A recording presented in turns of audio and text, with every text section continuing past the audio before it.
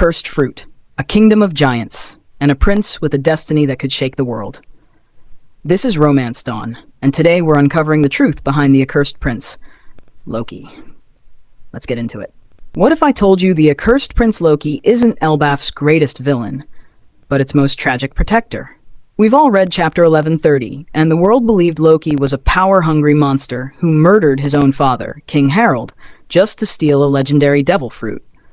But the revelations from chapter 1170 change that picture entirely. First, the devil fruit. In chapter 1170, we finally see Loki eat the legendary devil fruit of Elbaf after a brutal battle with Ragnir, the mythical guardian that has protected it for centuries. Loki doesn't just take the fruit, he earns it. He defeats Ragnir, and more importantly, Ragnir accepts him before the chest ever opens. This fight isn't random. Ragnir isn't just a weapon. It's a guardian spirit. And its acceptance of Loki tells us something critical. Loki was meant to bear this power. But to understand why, we have to rewind to the heart of the tragedy. King Harald. Chapter 1170 makes it clear that Harald's fall wasn't a simple assassination. Shanks and Skapergaban both tried to restrain him. They used overwhelming force, even Conqueror's Haki. And still, Harald couldn't be stopped, because Harald wasn't fully himself anymore. That's when Loki steps in. The final confrontation between father and son is shown in shadows and silhouettes. But the meaning is unmistakable. Loki delivers the finishing blow, shattering King Harald, not out of hatred, not out of greed, but to fulfill Harald's final request before Umu's influence could consume him completely. This wasn't murder. It was mercy. It was loyalty. It was sacrifice. And that burden is written all over Loki, even in the way he laughs. Now let's slow down and talk about Loki's laugh. Loki doesn't laugh like other characters. His laugh is dogaha. And in One Piece, laughs are never random. Do represents the core, the foundation. Ga represents impact, ignition, violent activation. And ha-ha-ha represents release, a wave, a discharge of power.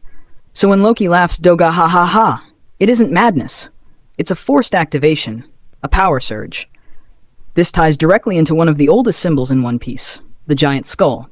Shandora, the city of gold, is known as the right eye of the skull. A city built from conductive gold, powered by lightning, designed to transmit energy across the world. Shandora wasn't just a city, it was an energy relay. But a skull needs two eyes. The left eye, Shangara, represents heaven, gods, and divine authority. The realm above the clouds where history is rewritten and destiny is enforced. Technology on one side. God, gold, lightning, fire. The giants weren't just warriors. They were the battery that powered the ancient kingdom itself. Most characters in One Piece are tied to only one eye. They inherit either the technology of the ancient kingdom or the authority of the gods. But Loki's laugh acknowledges both. When he laughs dogaha, he laughs as someone who feels the entire system activate at once, the current moving between both eyes of the skull. Someone born from the same world engine that once powered Joy Boy's era.